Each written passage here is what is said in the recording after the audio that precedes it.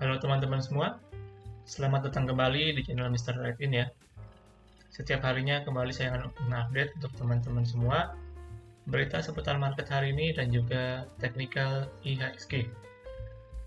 So, jangan lupa buat teman-teman untuk klik tombol subscribe-nya dan juga bagikan kepada teman-teman kalian.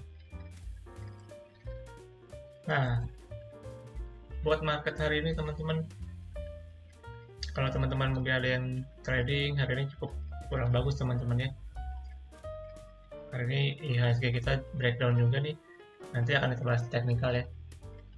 Dan minusnya ini cukup dalam, minus 1,36%, dan closingannya di level 6.893. Kemudian untuk nilai tukar rupiah sendiri di harga 15.464, naik sedikit ya dari yang kemarin. Nah, kita langsung masuk aja ke teknikalnya. Hari ini seperti yang udah saya mention kemarin ya, kemarin kan closingannya jelek ya, ini di bawah 7.000, kemudian dia break dari MA200, dan hari ini efeknya juga langsung kerasa ya teman-teman.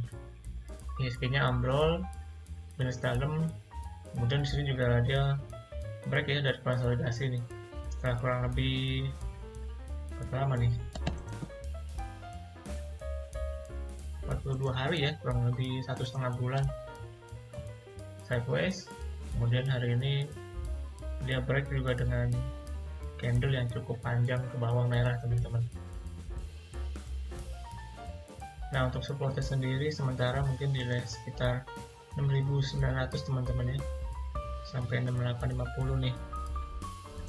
Untuk besok kemungkinan masih ada potensi pelemahan, mungkin akan meretest ke trendline ya teman-teman.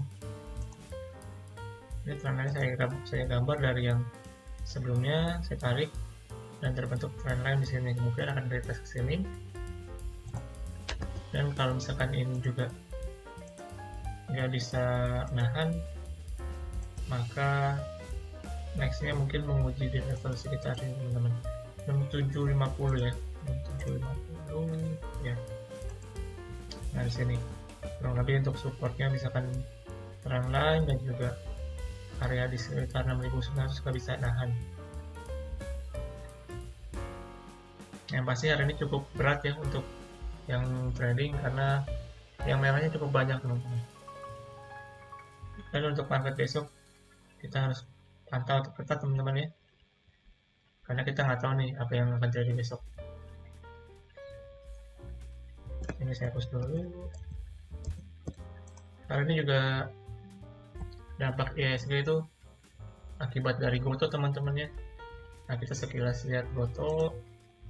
Nah, untuk Goto hari ini masih closingannya masih ARB teman-teman, 115 nih. Untuk lote sendiri masih sangat tebal nih, tadi saya lihat di sekitar 177 juta ya. Saya hidupin dulu yang MA nya. Nah, untuk besok kita lihat di sini.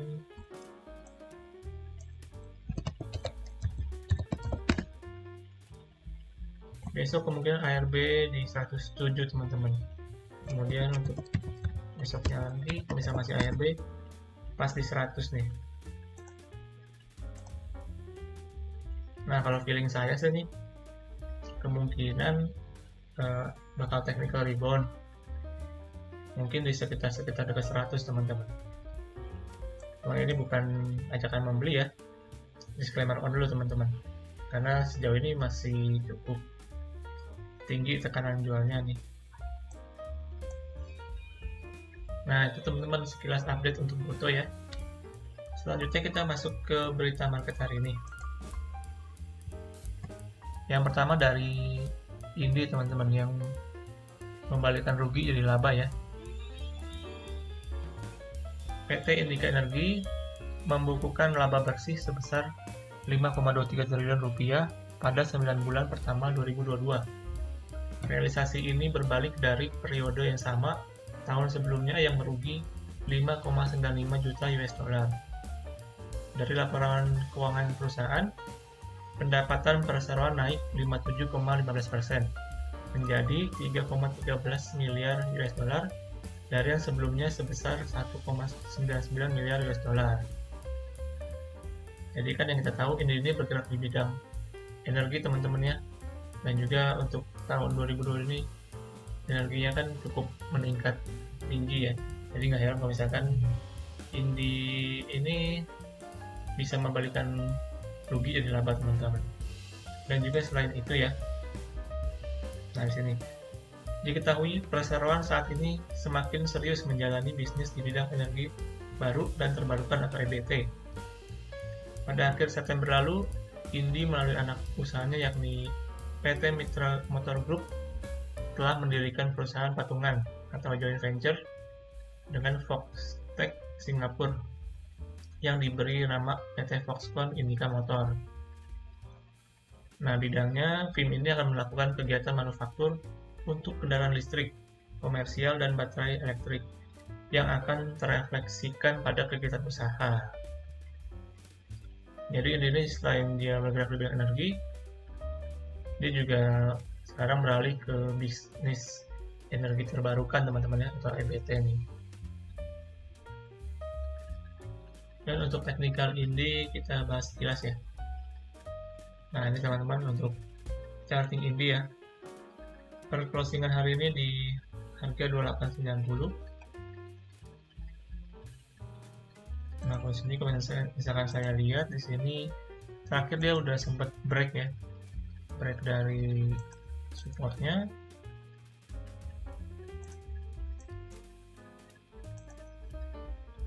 Dia break, kemudian saat ini dia retest teman-teman ya, retest. Kalau misalkan ini nggak berhasil balik ke atas 2.900 atau ya 3.000 ya kita bulatin, menurut saya ini masih kurang bagus teman-teman. Kalau misalkan dia nggak bisa balik, maka kemungkinan akan konsolidasi ke bawah lagi teman-teman ya, sementara waktu ya.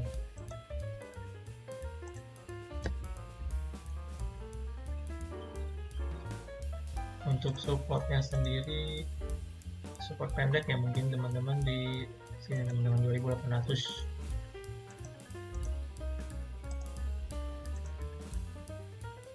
Nah buat support yang jauhnya mungkin di sekitar 2650 teman-teman. Nah tapi melihat energi yang masih cukup naik terus teman-teman, ini masih ada peluang buat Indi nembus harga all time high sih kalau menurut saya. Tapi sekali lagi ini disclaimer ya, teman-teman perlu lakukan analisa sendiri juga. Selanjutnya kita masuk ke berita yang kedua teman-teman. Nah ini dari emiten teknologi yaitu WIRG teman-teman ya, yang bergerak di bidang teknologi khususnya pengembangan VR atau virtual reality untuk bidang metaverse teman-teman, dan juga Web3 ya. Jadi kan belakangan ini sentimen metaverse itu udah cukup, kabarnya kurang kedengeran lagi teman-teman ya, dan ini berdampak langsung ke saham WIRG teman-teman. Pergerakan saham PT WIR Asia atau WIRG mengalami penurunan cukup signifikan, hampir 40% dalam sebulan terakhir. Meredanya sentimen teknologi dan metaverse dinilai jadi penyebab atas tren pelemahan tersebut. Nah, kita sekilas untuk lihat technical WIRG. Nah, ini chartingnya.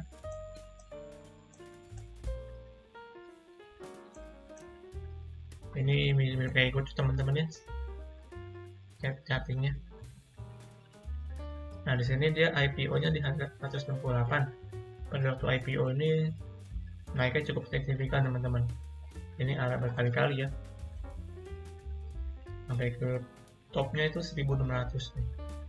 Kemudian mulai turun dan sampai sekarang teman-teman. Dan untuk supportnya sendiri sementara ini teman-teman ya di harga 154 atau 55 nih. Nah di sini. Tapi kalau melihat kayak gini kemungkinan sih masih bisa turun lagi teman-teman ya. Dan ini pun harganya udah mencapai time low-nya nih. Jadi untuk sementara mungkin bisa dihindari dulu. Tapi mungkin buat teman-teman yang masih yakin dengan teknologi metaverse dan web3 ke depannya, untuk jangka panjang ya untuk sama satu ini bisa dipantau teman-teman. Jadi ketika nanti teknologi metaverse udah mulai jalan, maka biasanya emiten-emiten seperti ini yang bakal gerak nih teman-teman. Nah itu sekilas teman-teman untuk WILK. Nah nextnya kita masuk ke berita terakhir teman-teman. Ini dari Bevin atau BFI Finance yang akan membagikan dividen 421 miliar. Dividennya di sini nilainya Rp28 per saham, per lembar saham. Terus untuk jadwalnya sendiri kita lihat di sini.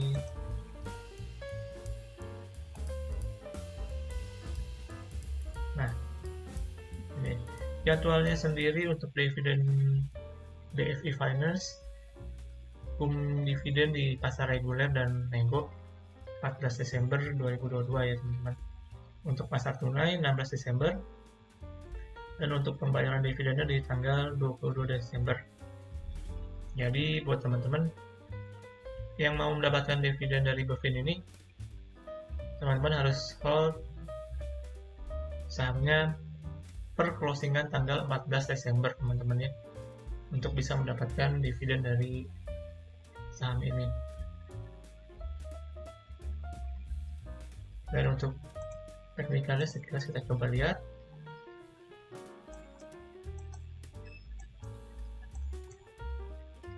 Nah, di sini kita lihat untuk teknikalnya Bevin supportnya sementara di sekitar sini teman-temannya 1050 sampai 1070 nih.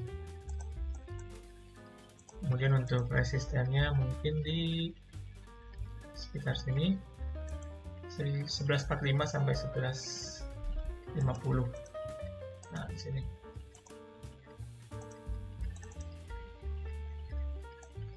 Tapi kemungkinan biasanya sih kalau ada isu dividen gini nanti mendekati hari H come date untuk dividennya biasanya akan dinaikin teman-teman ya. Tapi itu belum tentu terjadi, tergantung dari investor juga teman-teman nih gimana.